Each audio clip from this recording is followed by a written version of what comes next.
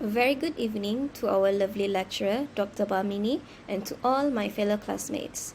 Today, we will be presenting our group project presentation, which is the title of Physical Shopping versus E-commerce Shopping. But first of all, let me introduce myself. My name is Norain Shafika binti Said, and I will be starting on presenting our self-introduction for the project. Without further ado, I shall start with the next slide.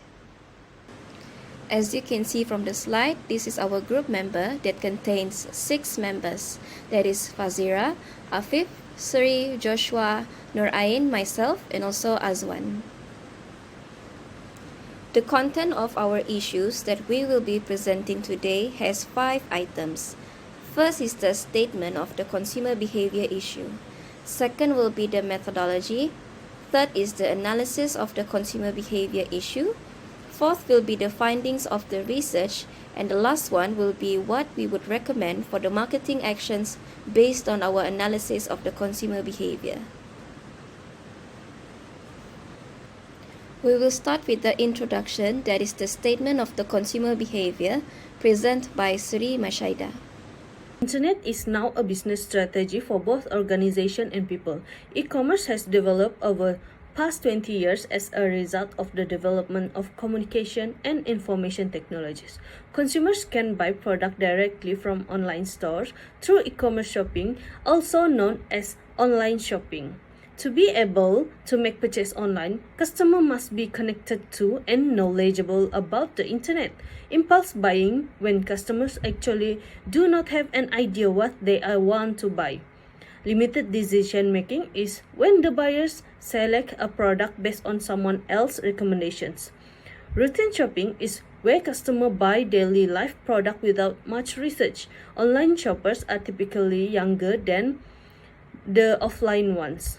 However, when businesses were forced to close their doors in the order of combat world's most terrifying pandemic, which also caused a significant disruption in all kinds of business, many retail strategies that had been successful in 2019 stopped working in 2020. As a result of the COVID-19 pandemics, many businesses implement online solutions to keep the customers, but people value the adaptability and convenience of physical store, still prefer to handle the product physically and prefer an omni-channel approach.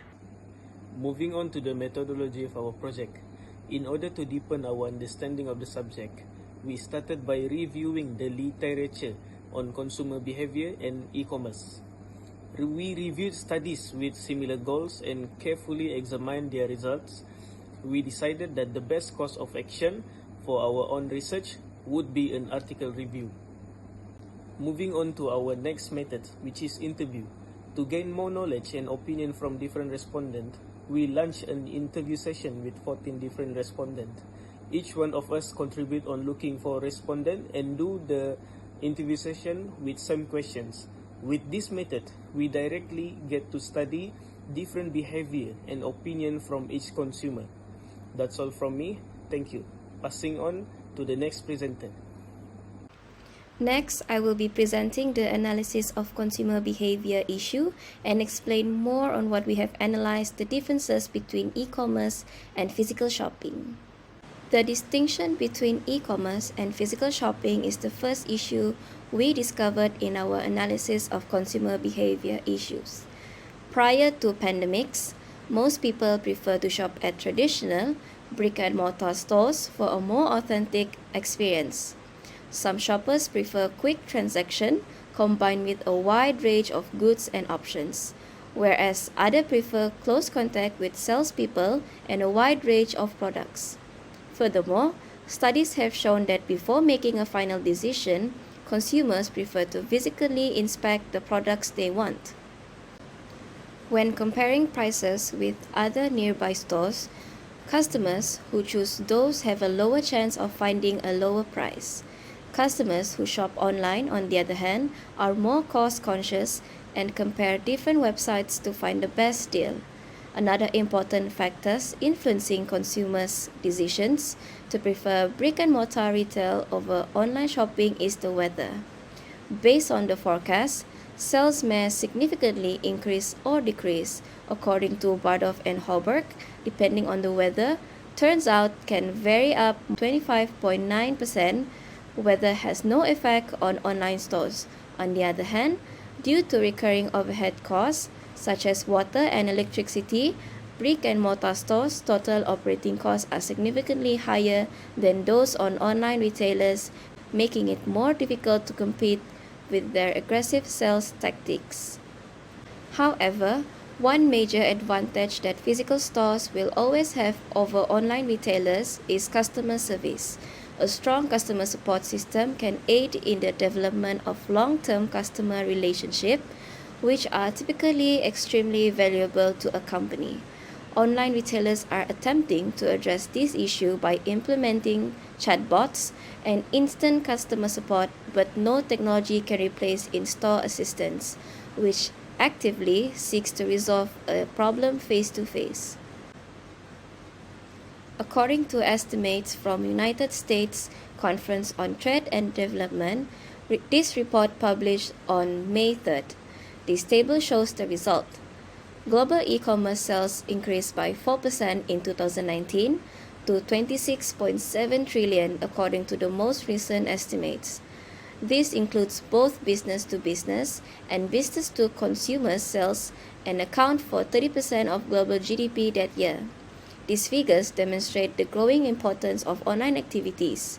They also emphasize the significance of such data for countries, particularly developing ones, as they rebuild their economies in the aftermath of the COVID-19 pandemic.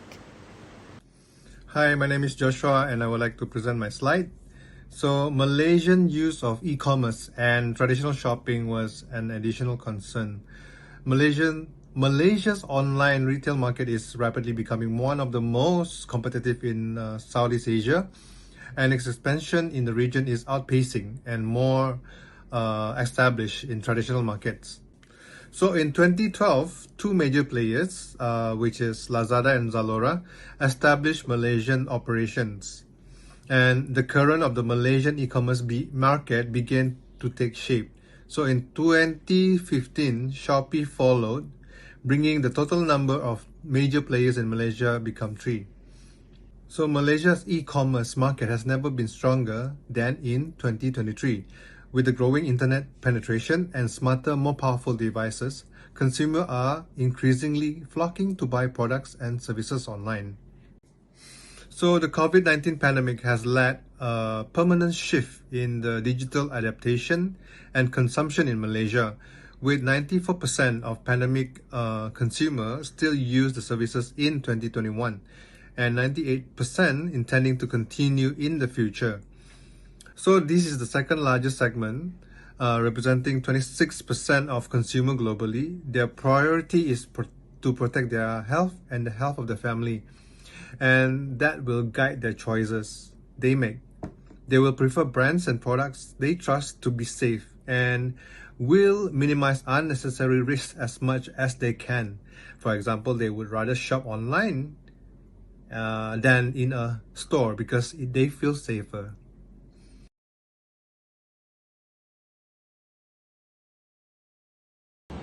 I'm going to explain finding of the research. This finder of the research, we have found 4. The first is the fundamental decision a consumer must make when making a purchase is which is a shopping strategy will be served their needs. And second, to fulfill their shopping needs, they have to access to both traditional brick and mortar store and online retailer.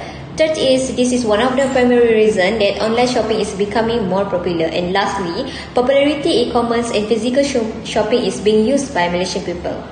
Without any further, I will pass this to Afim Razuki, which is he gonna explain the recommendation for marketing action based in analysis. Thank you.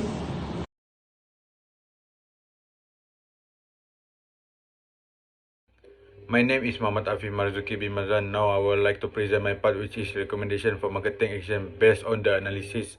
They have 6.4 provide access to a wide variety of product options, which is product diversity, exchange customer shopping experience, increase customer satisfaction in retention, pricing based on quantity, choose for gift wrapping and deal with strategy. Next is recognize the nuances of the local culture. And they have 3 points, which is global brand, cultural conflict, and utilizing the potential of customer segmentation. Next, they have 2 points for make available a diverse selection of possible method of payment. First is payment optimization change. Second is tools to stop problem like fraud, erratic deliveries, and outmoded payment method. Last but not least is give excellent logistical experience, and they have 4 points, which is group of activities involved in moving goods between buyers and seller. Choose of shipping company and packaging option, customer satisfaction in addition to transportation and software for logistics management.